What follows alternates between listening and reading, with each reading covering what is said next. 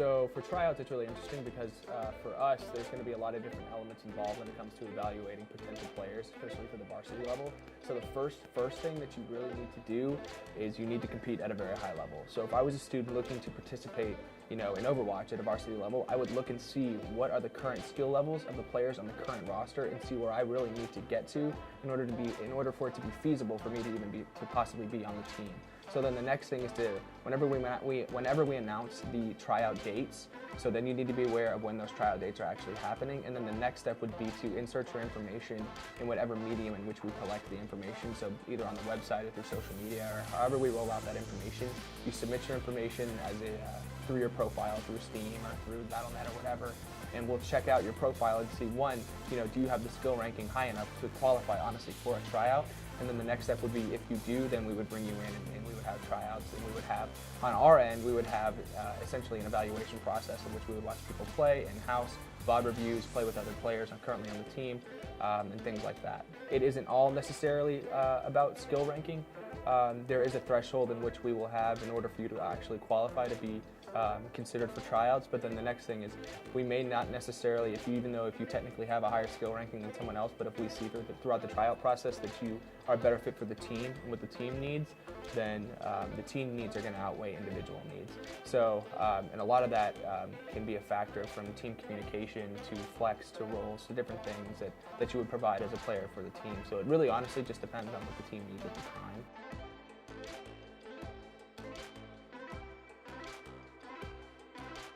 So for me, one of the things that I look for as a coordinator, and there's a thing kind of called team vibes and team chemistry, and that plays just as significant of a role as someone's skill ranking or their ability to play as an individual. So I'm looking at the complete package, especially as a coordinator, because for us, if the team is successful, we're successful. So at the end of the day, it really all kind of comes down to communication and how well do you mesh with your other teammates.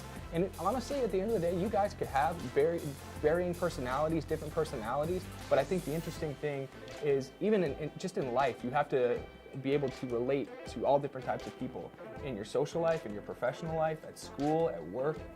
It is what it is. So if you have that ability to be malleable and to play with your other teammates, even you may not necessarily have the same type of personality, that's just as important. It really is. Yep. Lucio first. Another super important aspect of being on a team is being open to critique. Oh, yeah. How you handle critique. Because there's absolutely no possible way we could assess all the players that want to play for us in one day. So it'd be a 3-day process. On the first day, we'd be like, thank you for your time. Here's what you need to work on, or have our players be like, look, try and improve on this for day 2, something like that. If they reject that or they're not actively working on that, we can tell. We have excellent players that need to work on things, tiny little details that would bring them to the next level, and they're super open to that. They're super open to change. So you have to be able to, self-evaluate and be able to respond to the evaluation of other people who are knowledgeable in that field, for sure.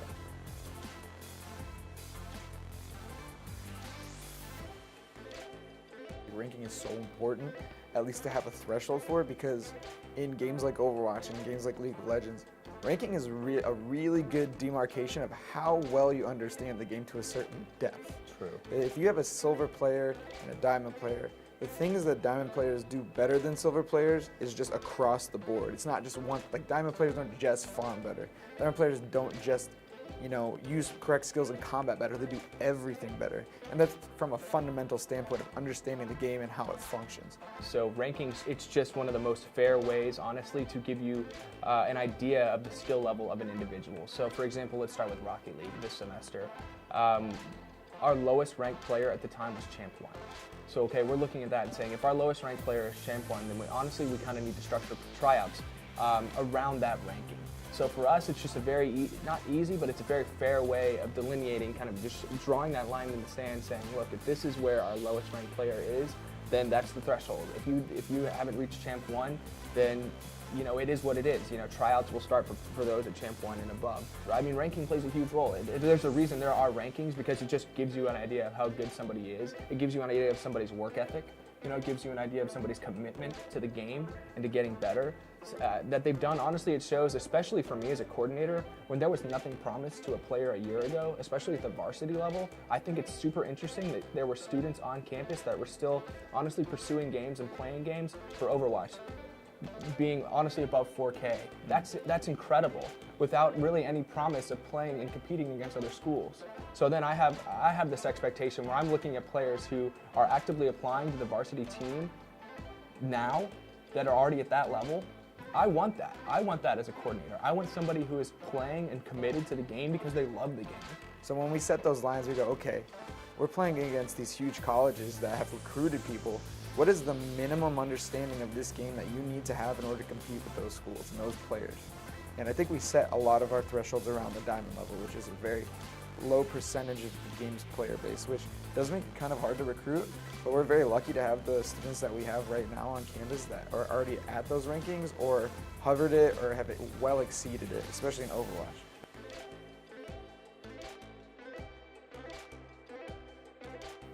These games are so different and complicated. Like when we consider players for each game, there's just different, necessities, things we need from them. Like, and Overwatch is mind-blowing because these guys have practiced and they practice team comps and do all this stuff, and the enemy can do something. It's like suddenly there's a mercy comp. Okay, well, we have to switch our comp. We need people that can do that. Yeah. We need people that can be flexible inside the game. And especially with like League of Legends and Rocket League, Rocket League is kind of like very mechanically intensive, so that's something that we focus on more because you don't really have a role.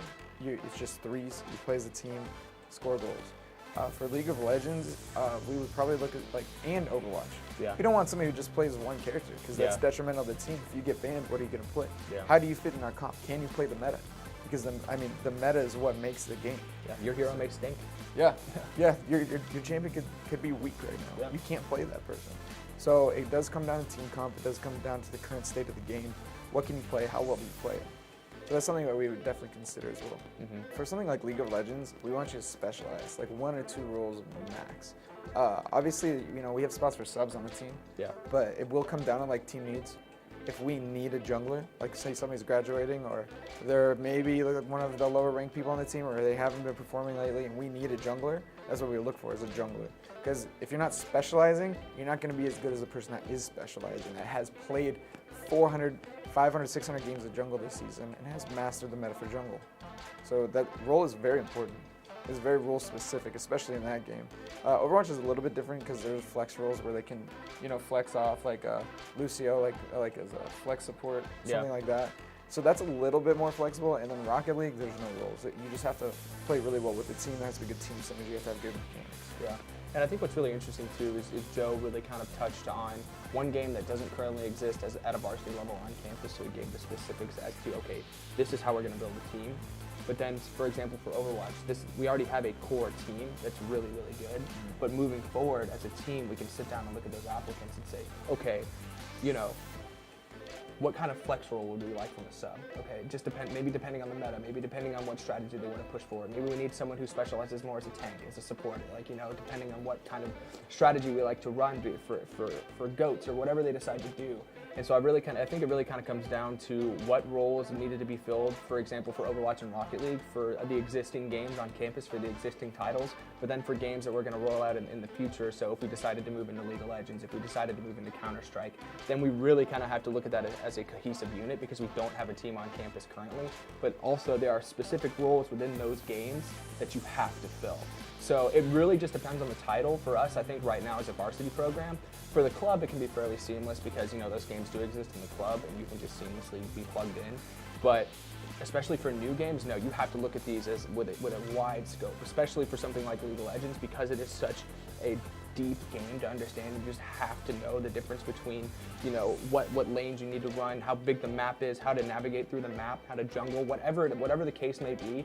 There are specific roles and things that need to happen for you as a player to understand. So I think what's really important to understand, I guess, from an esports perspective or from a coordinator's perspective, is for me, I have to, identify who is going to play what role, and we have to do that as a unit and figure out, how are these players going to best fit the roles that we assign them? I think something really interesting about Overwatch too is the idea of like different maps. Yeah. Because we had subs that were map specific. Yeah. Like people would just play one role on one map, or like one or two heroes on that map when they played on that map. But I think what it really comes down to, and people need to understand too, is when we start to play against maybe some of these top tier teams and we develop strategies where it's maybe we have somebody on our team that's very good with a hero that's not typically common, and they incorporate them in a different type of strategy that could throw off another team. Oh, yeah. So it really just depends on how the team decides to prepare and what types of strats they want to run during the game. So it's really exciting, but also, I mean, there are a lot of factors we take into consideration because we get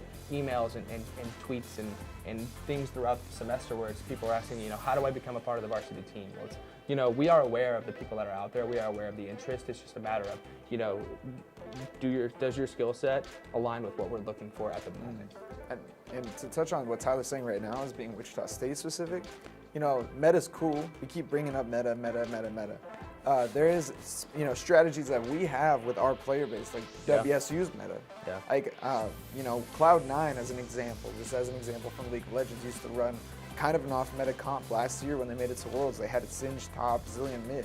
And we've done really interesting stuff with the Overwatch team, running like 4 support, 1 DPS, or 3 support, 2 tank, stuff like that. Yeah. So, that's another thing we would consider is how well do you fit with our current team's meta? Not necessarily the game's meta, but whatever we're running that's working for us. Yeah. And these thoughts aren't necessarily in the way we're structuring our teams. It's not just WSU specific. Every school that pursues tryouts and pursues potential varsity athletes, this is how they operate. Oh, yeah. It is what it is. It's just one of those things where just depending on the team structure at the time, it really all just depends on what we're looking for. So this isn't just WSU specific. This is going to be anywhere you go.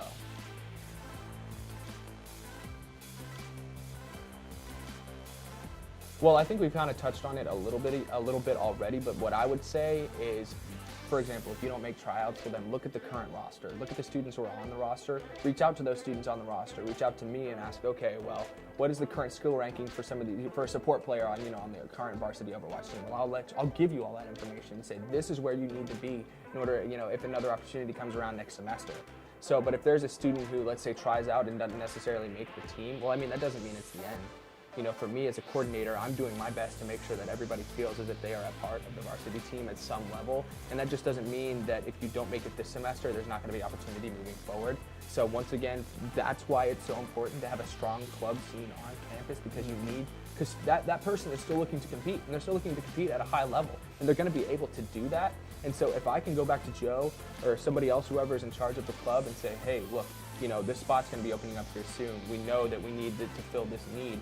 We know this person tried out a while back. How is he functioning with that group of people? How did he deal with that? Or how did he or she deal with that situation? All of that's very important because how do you deal with failure? Oh, yeah. You have to be able to push forward. That's life.